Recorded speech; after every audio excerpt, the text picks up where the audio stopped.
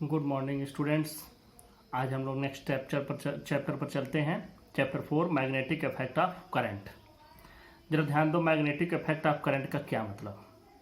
देखो, सन 1820 में एक साइंटिस्ट थे, ऑरेस्टेड, हैंस क्रिश्चियन ऑरेस्टेड। उन्होंने एक एक्सपेरिमेंट किया था और उस एक्सपेरिमेंट से सबको ये पता चला कि अगर कहीं करंट है तो उसमें मैग्नेटिक फील्ड भी होगा। मतलब current produces magnetic field, electric current produces magnetic field, ये सबको पता चल गया। उसके पहले क्या था, ऑरेस्टेड के एक्सपेरिमेंट के पहले इलेक्ट्रिसिटी एक फिजिक्स का ब्रांच हुआ करती थी और मैग्नेटिज्म फिजिक्स का दूसरा ब्रांच हुआ करती थी। मैग्नेटिज्म के प्रॉपर्टी के बारे में लोगों को बहुत पहले से मालूम था, लेकिन किसी को यह नहीं मालूम था कि इलेक्ट्रिक फील्ड से मैग्नेटिज्म प्रोड्यूस हो सकता है। तो सन 1820 में हैंस क्रिश्चियन ऑरेस्टेड के एक्सपेरिमेंट से यह पता चला कि magnetic field can also be produced by electric current. अब ये देखो इसके बारे में कैसे पता चला। इसके पहले हम लोग दो और फील्ड पढ़ चुके हैं। जैसे दो मटेरियल पार्टिकल हैं, इनके बीच में जो इंटरेक्शन होता है, एक के फील्ड में दूसरे के आ जाने की वजह से उस फील्ड का नाम था ग्रेविटेशनल फील्ड। तो ग्रेविटेशनल फील्ड दोनों क्रिएट कर रहे हैं, इससे दोनों के बीच में एक फोर्स ऑफ अट्रैक्शन है जिसको हम कहते थे ग्रेविटेशनल फोर्स ऑफ अट्रैक्शन। फिर हमने देखा कि दो चार्ज पार्टिकल हैं, उनके बीच में जो इंटरेक्शन है, फोर्स ऑफ अट्रैक्शन या रिपल्सन है, that is due to the electrostatic force of attraction between them. तो उसकी वजह से है, पॉजिटिव निगेटिव है तो अट्रैक्शन और सेम है, पॉजिटिव पॉजिटिव तो रिपल्सन या निगेटिव निगेटिव तो रिपल्सन, ये हम लोगों ने देख लिया है पहले ही। अब फिर ये देखा गया इसी में कि अगर एक चार्ज पार्टिकल चल रहा है और उसी के बगल में हम दूसरा चार्ज पार्टिकल चलाएं तो ये इलेक्ट्रोस्टैटिक फोर्स ऑफ अट्रैक्शन के अलावा एक और फोर्स भी इस पर लगता है। वो कोई दूसरा फोर्स है। यहाँ इलेक्ट्रिक फील्ड की वजह से जो फोर्स इस पर लगता था, उस फोर्स को छोड़ करके एक दूसरे तरह का फोर्स इस पर लगने लगता है। वह हम लोग देखते थे कि that is due to the motion of charge particle. यह क्यों था? चार्ज पार्टिकल के मोशन में आने की वजह से था। तो यहां से एक बात सबको समझ में आ गई कि कहीं ना कहीं एक दूसरे तरह का फील्ड है और उस फील्ड को कहा गया मैग्नेटिक फील्ड। अब देखो, इसी को एक और तरीके से भी देखा गया कि अगर एक कंडक्टर है, इस कंडक्टर में कोई करंट आई फ्लो हो रहा है, हम अगर यहाँ कोई चार्ज पार्टिकल ले आते हैं और उस चार्ज पार्टिकल को बिल्कुल सीधा यहाँ से प्रोजेक्ट कर देते हैं। प्रोजेक्ट करने का मतलब यहाँ से हमने इसको फेंक दिया इस डायरेक्शन में, तो ये बिल्कुल सीधा न जा करके इस एंगल पर घूम जाता है। डिपेंड करता है, कभी इस पर भी घूमता है, कभी इस एंगल पर भी घूम जाता है, इस डायरेक्शन में भी घूम सकता है। डिपेंड करता है कि ये चार्ज पॉजिटिव है कि नेगेटिव है और करंट की डायरेक्शन क्या है। तो जब यहाँ पर चार्ज को प्रोजेक्ट किया गया तो इस पर एक दूसरे तरह का फोर्स लगता है और वह फोर्स इसको एक दूसरे एंगल पर ले जाता। तो वह फोर्स इलेक्ट्रिक फील्ड की वजह से नहीं था, बल्कि एक दूसरे फील्ड की प्रेजेंस की वजह से था। तो यहाँ पर एक बात समझ में आ गई कि अगर कहीं करंट है या चार्ज कैरियर अगर मोशन में है या एक चार्ज पार्टिकल मोशन में है, तो वह इलेक्ट्रिक फील्ड बनाने के साथ साथ एक दूसरे तरह का फील्ड भी बना रहा है और उस फील्ड को कहा गया मैग्नेटिक फील्ड। बाद में यह समझ में आया कि यह जो दूसरे तरह का फील्ड यहाँ बन रहा है, this field is magnetic field and this is proved by Oersted. Oersted ने क्या किया, जरा सा ऑरेस्टेड का एक्सपेरिमेंट भी मैं यहीं पर आप लोगों के सामने डिस्कस कर लूँ। देखो, ऑरेस्टेड ने किया कि एक सेल लगाया, कोई एक बैटरी के साथ उन्होंने एक स्विच लगा दिया। यहाँ से एक स्विच, जब ये टच करेगा मतलब स्विच क्लोज होगा तो सर्किट में करंट जाएगी, स्विच ओपन रहेगा तो करंट नहीं जाएगा। और फिर उन्होंने एक सिंपल वायर ऐसे लगा दिया और देखो, जब इसमें करंट इधर से इधर की ओर फ्लो हो रहा है तो उन्होंने यहाँ पर एक मैग्नेटिक नीडल को रखा। मैग्नेटिक नीडल मतलब जिसमें नॉर्थ साउथ डायरेक्शन बताने वाली नीडल होती है। जब इसको इन्होंने रखा तो देखा कि ये मैग्नेटिक नीडल पहले सीधी थी, जब इसमें करंट फ्लो होने लगा तो इसका डायरेक्शन ऐसे हो गया। फिर उन्होंने क्या किया, इसी सेम एक्सपेरिमेंट को रिपीट किया और थोड़ा सा चेंज करके इधर माइनस कर दिया, इधर प्लस कर दिया और ये इन्होंने की यहीं पर लगा दी स्विच लगा करके, और फिर उन्होंने उसी एक्सपेरिमेंट को रिपीट किया। तो अब क्या है, अब करंट की डायरेक्शन इधर से हो गई।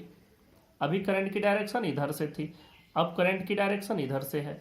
तो जो निडल इस डायरेक्शन में डिफ्लेक्ट हुई, अब वो इस डायरेक्शन में डिफ्लेक्ट होने लगी। अब ध्यान से देखो, यहां पर जो डिफ्लेक्शन हो रहा है वह डिफ्लेक्शन क्यों हो रहा है, जब इसमें करंट फ्लो हुआ तभी डिफ्लेक्शन हो रहा है, और नहीं तो वैसे मैग्नेटिक निडल तो तभी डिफ्लेक्ट होती है जब वो किसी मैग्नेटिक फील्ड में आए, नहीं तो उसका ग्रेविटेशनल फील्ड या बाकी किसी फील्ड से कोई लेना देना नहीं है। तो इसका मतलब यह हो गया कि अगर इसमें करंट फ्लो हो रहा है, जब तक करंट फ्लो नहीं हुआ तब तक मैग्नेटिक निडल बिल्कुल सीधे ऐसे ही रहे। जब करंट फ्लो हुआ तभी ये मैग्नेटिक निडल में डिफ्लेक्शन हुआ। इसका मतलब current produces magnetic field due to which the magnetic needle is getting deflected. तो यहां से ये बात और भी ज्यादा प्रूव हो गई, और यहीं से सबको समझ में आ गया कि इलेक्ट्रिक फील्ड कैन प्रोड्यूस और electric current can produce magnetic field. और यहीं से इस बात को, जैसे अगर एक चार्ज कैरियर सिंपली रखा हुआ तो it only produces electric field, लेकिन अगर यही चार्ज पार्टिकल मोशन में आ जाए तो it produces electric field as well as magnetic field. तो उसमें अगर ये चार्ज पार्टिकल चलने लगता है तब उसमें इलेक्ट्रिक फील्ड तो आता ही है, साथ में मैग्नेटिक फील्ड भी प्रोड्यूस होने लगता है। तो ये था ऑरेस्टेड का एक्सपेरिमेंट। अब ऑरेस्टेड के एक्सपेरिमेंट में आप लोगों को जरा एक बात समझनी है कि यह जो डिफ्लेक्शन हो रहा है करंट की ओर, यहां पर यह नॉर्थ पोल इधर जा रहा है या साउथ पोल इधर जा रहा है।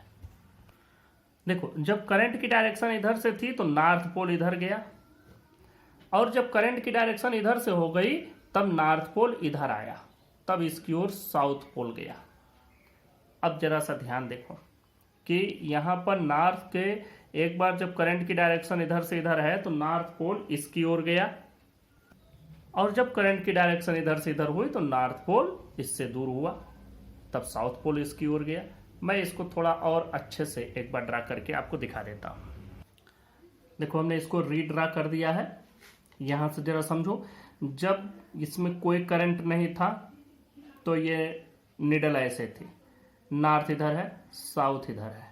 जैसे ही करंट फ्लो हुआ नॉर्थ इधर की ओर हो गया, साउथ इससे थोड़ा दूर हो गया, नॉर्थ इसकी ओर अट्रैक्ट हुआ। अब देखो, जब करंट की डायरेक्शन इधर से था तो जब बिना कोई करंट के ये इस कंडीशन में था, बिना किसी करंट के ये ऐसे है, कहीं डिफ्लेक्शन नहीं है। जैसे करंट आया वैसे साउथ इसकी ओर चला गया, नॉर्थ इससे दूर चला गया। यहां जब करंट की डायरेक्शन लेफ्ट टू राइट थी तो ये, तो अब हम कैसे बना, हम लेफ्ट टू राइट समझेंगे तो हम कहाँ लेफ्ट टू राइट हर बार करने जाएंगे, तो हमको एक नियम तो बनाना ही था कि कैसे ये डिफ्लेक्ट हो रहा है। तो उसके डिफ्लेक्शन के लिए एम्पियर ने एक रूल दिया और एक स्नो रूल बना। दो रूल बने, एक एम्पियर का रूल है और दूसरा रूल एक स्नो नाम से बना है। जरा सा एम्पियर्स का रूल देखो। एम्पियर्स ने जो रूल बनाए, ये रूल आपको याद नहीं करने हैं, सिर्फ आपको समझ लेने हैं, क्योंकि ये रूल सिर्फ आपके सिलेबस में आपके आगे आएगा। जो rule Fleming's left hand right hand rule, वो आपको याद करने हैं, समझने हैं, इनको आपको सिर्फ समझ लेना है। देखो, ये तो एक सिंपल ऑरेस्टेड के एक्सपेरिमेंट से रिलेटेड एम्पियर ने रूल बनाया था। तो देखो, एम्पियर का जो रूल बना उसका नाम था amperes swimming rule. Amperes swimming rule. अब ये एम्पियर का स्विमिंग रूल क्या है, बड़ा अच्छा रूल इन्होंने बनाया था एम्पियर ने। उन्होंने कहा कि अगर कोई आदमी जिधर करंट चल रहा है उसी डायरेक्शन में इसी में स्विम कर रहा हो, तैर रहा हो, मतलब इसी वायर में कोई आदमी अगर तैर रहा है और वो उसकी डायरेक्शन तैरने की वही है जिधर करंट की है, तो समझो यहाँ पर ये आदमी रहा और यहाँ से ये इसके हाथ हो गए और फिर नीचे इसके पैर होंगे। ये आदमी इसी डायरेक्शन में तैरना शुरू करता है। तो अगर हम इसको नॉर्थ पोल मान लें तो ये जो है नॉर्थ पोल हमेशा लेफ्ट साइड में देखेगा। नॉर्थ पोल हमेशा लेफ्ट साइड की ओर देखेगा। तो देखो, यहाँ से नॉर्थ पोल, अगर आदमी इधर से तैर रहा है तो नॉर्थ पोल अपने लेफ्ट की ओर देखेगा इस डायरेक्शन में। अब देखो, अब आदमी इधर से तैर रहा है ऐसे, तो नॉर्थ पोल अब इसका लेफ्ट किधर आएगा, अब ये आदमी ऐसे हो गया इस डायरेक्शन में, अब इसका लेफ्ट हैंड इस तरफ आया तो इधर की ओर देखना शुरू कर देगा। तो अगर आप इसको ऐसे रखे हैं तो नॉर्थ इधर की ओर समझो यहाँ से इस तार से दूर चला जाएगा, और यहाँ पर जब था तो ऐसे तैर रहा था इस डायरेक्शन में, तो ये नॉर्थ इसकी ओर देखेगा। तो यही है कि आप निडल कहाँ रखे हैं उस आधार पर आप इसको समझ सकते हैं। मैं एक बार फिर समझा दूं कि अगर कोई आदमी इसी के थ्रू, इसी के वायर के अंदर कोई आदमी तैर रहा हो और उसके तैरने की डायरेक्शन वही हो जिस डायरेक्शन में करंट फ्लो हो रहा है, तो नॉर्थ पोल हमेशा उस तैरने वाले आदमी के लेफ्ट हैंड की ओर देखेगा। वही चाहे इधर की ओर है तो नॉर्थ पोल इसका लेफ्ट हैंड इधर की ओर आएगा, तो नॉर्थ पोल इधर देखेगा। और अगर करंट की डायरेक्शन इधर हो जाए तो इस आदमी का लेफ्ट हैंड इधर हो जाएगा, तो नॉर्थ पोल इधर की ओर देखने लगेगा। तो ये इससे आप अंदाजा लगा सकते हैं। एक दूसरा रूल भी बना, देखो यहाँ नॉर्थ पोल की ही बात बार बार आएगी। तो मैं मैग्नेट पढ़ाना शुरू किया तो मैग्नेट में आपको बता दें, जैसे हम लोग इलेक्ट्रिसिटी पढ़े तो वहाँ जहाँ भी जरूरत होती थी यूनिट पॉजिटिव चार्ज की बात की गई, +1 कूलाम के चार्ज की बात की गई, चाहे पोटेंशियल हो, चाहे इलेक्ट्रिक फील्ड हो, चाहे डाइपोल हो, हर जगह हम लोगों ने यूनिट पॉजिटिव चार्ज की बात की। तो जब हम मैग्नेट पढ़ते हैं तो हम लोग यूनिट नॉर्थ पोल की बात करते हैं। ये ध्यान देना, हम लोग जब भी मैग्नेट पढ़ेंगे तो मैग्नेट में हर जगह we will discuss about unit north pole. तो यहाँ भी नॉर्थ पोल के ही रिगार्डिंग मैंने आपको समझा दिया। एक और रूल है, उस रूल को कहा गया स्नो रूल।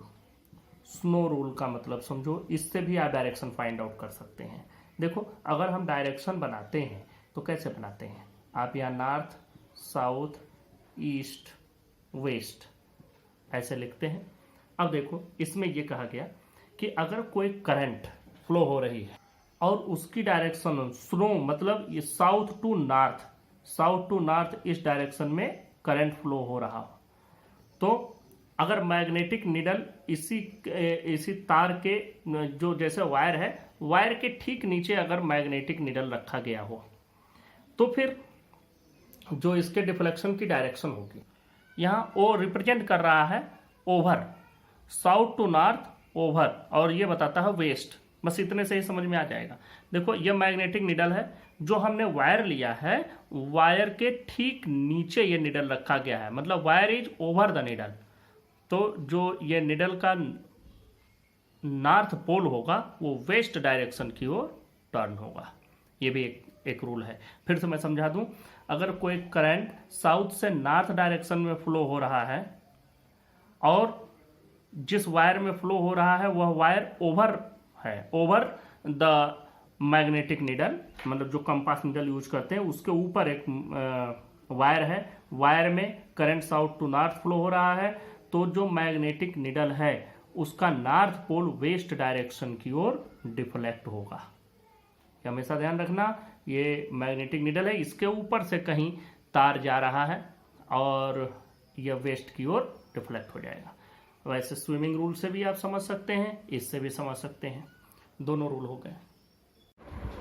अब बात करते हैं नेक्स्ट टॉपिक बायो-सेवर्ट लॉ की। बायो-सेवर्ट लॉ का मतलब है कि ऑरेस्टेड के एक्सपेरिमेंट में एक बात समझ में आ गई थी कि अगर कोई भी कंडक्टर है जिसमें कोई करंट फ्लो हो रहा है तो उसके आसपास मैग्नेटिक फील्ड बन जाता है।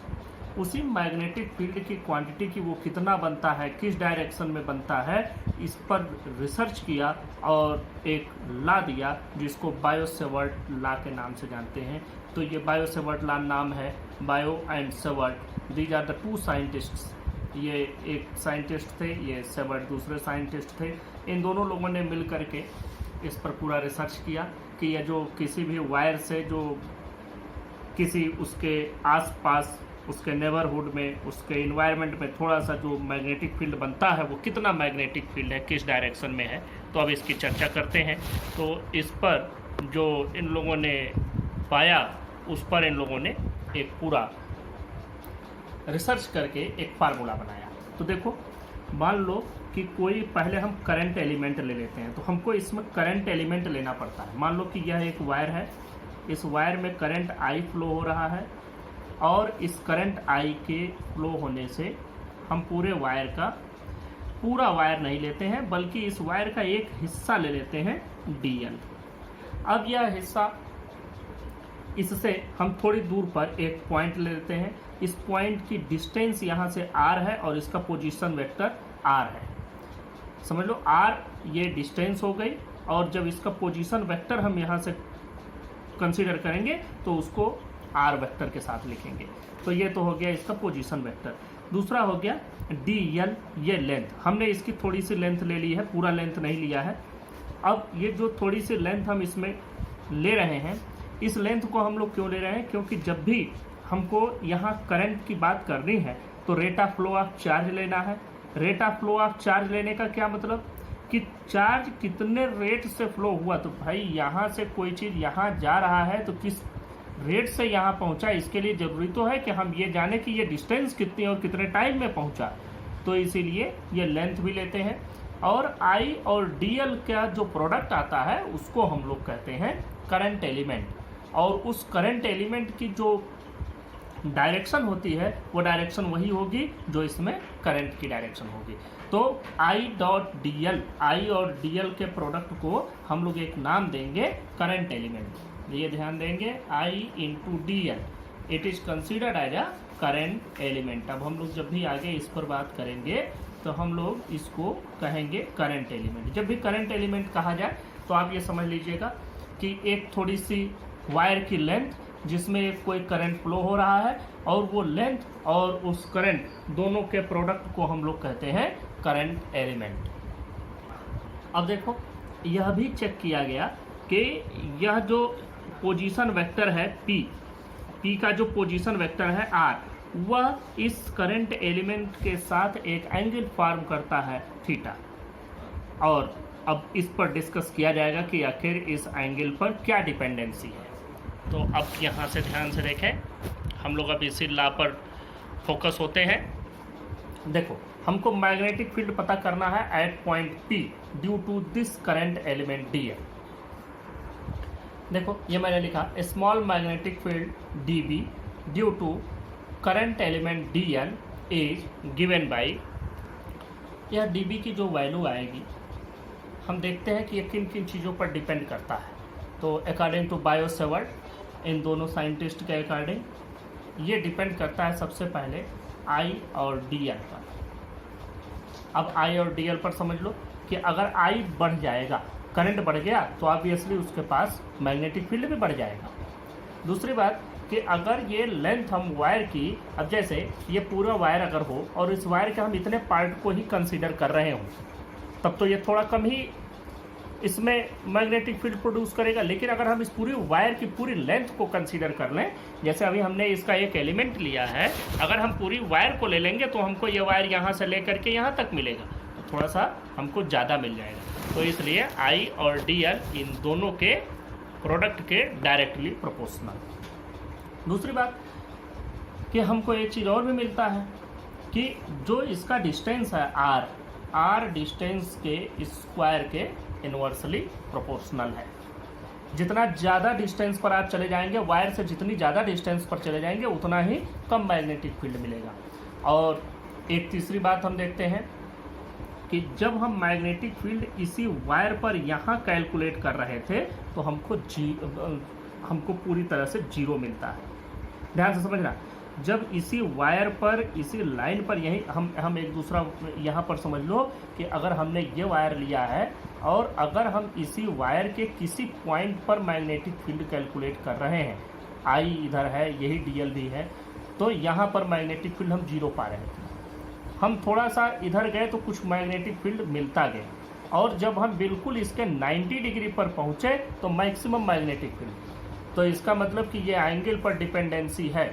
एंगल जब यहाँ थे, मतलब करंट एलिमेंट और जो पॉइंट है उसके पोजीशन वेक्टर के बीच में जब 0 डिग्री का एंगल था तो जीरो मैग्नेटिक फील्ड, 90 डिग्री का एंगल है तो मैक्सिमम मैग्नेटिक फील्ड। तो 0 पर मिनिमम और 90 पर मैक्सिमम हमको मिलता है साइन में। इसका मतलब कि यह डिपेंड करता है sine of angle between current element and the position vector, sine theta. अब इसी को हम लोग रिप्रेजेंट कर देते हैं। हम यहाँ पर एक कांस्टेंट ऐड कर देते हैं, I d B is equal to, यहाँ पर एक कांस्टेंट ऐड करते हैं म्यू नॉट बाई 4 पाई, और ये वैल्यू हो जाएगी I d l sine theta divided by r square. अब यहाँ पर आप लोग ध्यान दें, यही इसका हमको फार्मूला मिल गया, वेयर म्यू नॉट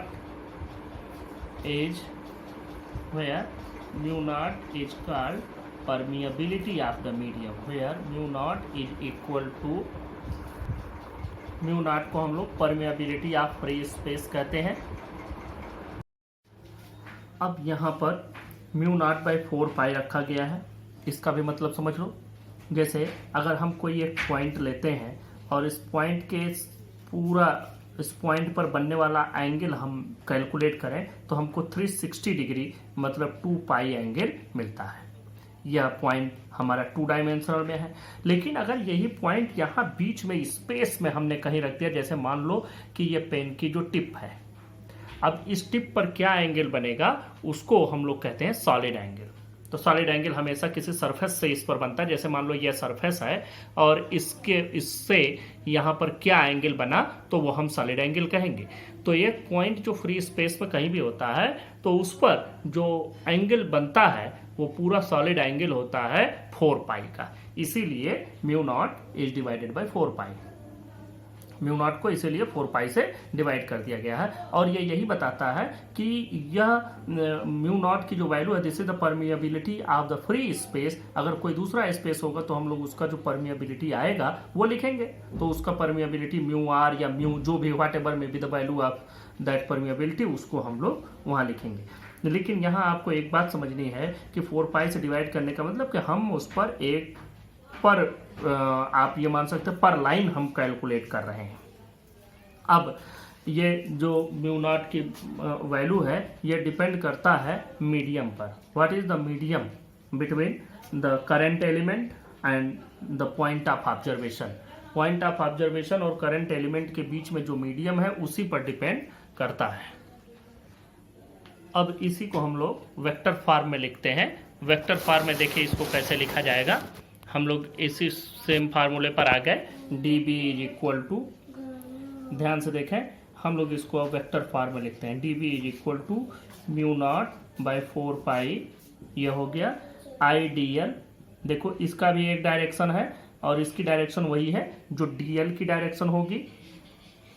दूसरी बात कि हम लोग जो ये वैल्यू रख रहे थे, ध्यान से देखो, यहाँ पर जो हम वैल्यू रख रहे हैं आर स्क्वायर, या आर स्क्वायर हम ऐसे ही रखेंगे। अब जो आर है, आर का हमको पोजीशन वेक्टर लेना है, तो आर को भी हमें पोजीशन वेक्टर से रिप्रेजेंट करना होगा। तो हम लोग जैसे किसी चीज़ के पोजीशन वेक्टर को रिप्रेजेंट करने के लिए क्या करते हैं कि उसी चीज़ को वेक्टर डिवाइडेड बाई वेक्टर, जो भी वैल्यू आती है वो divided by magnitude of that vector, ऐसे लिख देते हैं हम लोग। तो हम लोग इसको ऐसे भी लिख सकते हैं, ध्यान से देखें। और यहाँ साइन थीटा भी पहले लिख दीजिए जिससे आपको सारी चीज़ें समझ में आती रहें। ये हमने यहाँ पर आर को भी वेक्टर के फॉर्म में लिख दिया है। अब देखो यहाँ पर ये भी वेक्टर है, ये भी वेक्टर है, तो इन दोनों का क्रॉस प्रोडक्ट होगा तभी हमको साइन थीटा मिलेगा। तो हम पहले पूरी चीज़ को वेक्टोरियल फॉर्म में रिप्रेजेंट करना शुरू करते हैं। तो यहाँ पर यहाँ क्रॉस लगा दीजिए। क्रॉस लगाने का मतलब हो गया कि अब ये जो भी वैल्यू है ये इसमें साइन थीटा आ जाएगा। तो अब हम लोग ऐसे लिख देते हैं mu naught by 4 pi, mu naught by 4 pi. अब यहाँ से I d l cross r divided by, यहाँ से देखें आर स्क्वायर, और ये मॉड है, मॉड में हमने वेक्टर को लिखा है और मॉड में वेक्टर को लिखने का मतलब हो गया कि यह इसी के बराबर हो गया। या तो हम मॉड में रखें तो वेक्टर का सिंबल लगाएं और मॉड में से बाहर निकाल देंगे तो वेक्टर का सिंबल हटा देंगे, तो ये हो जाएगा divided by r cube. This is the vector form of the Biot Savart law. तो हम इसको यहाँ कायदे से लिख देते हैं, d B is equal to mu naught by 4 pi I d l cross r divided by r cube. This is the vector form of the Biot Savart law. अब इसमें एक चीज़ और भी ध्यान रखें कि जो इसका यूनिट बनता है, ऐसा unit is Tesla. Nikola Tesla was the great scientist. In the honor of his research and in his honor, the unit of magnetic field is Tesla. Tesla is the SI unit.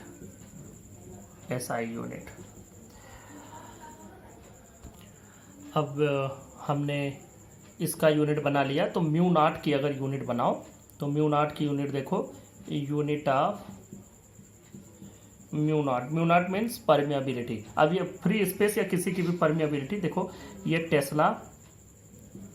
Tesla तो आएगा ही, ये metre cube है, ये metre है और ये भी metre है, तो ये मीटर स्क्वायर हो जाएगा, तो इससे ये कैंसिल हो जाएगा, तो यहाँ पर सिर्फ नीचे मीटर बचेगा जो इसमें जाके मल्टीप्लाई होगा, तो टेस्ला मीटर, और यहाँ से आई नीचे आ जाएगा, मतलब tesla metre per ampere. This is the SI unit of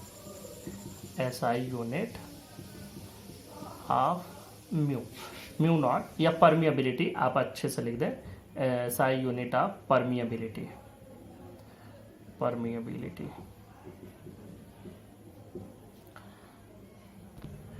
magnetic field की जो सीजीएस यूनिट होती है, CGS unit of B a gauss, GAUSS. Gauss is also the name of a scientist, so we also represent it in Gauss, symbol में G से लिखते हैं, और Tesla और इसके बीच में 1 tesla is equal to 10 to the power 4 Gauss. This is the relation between the Tesla and Gauss.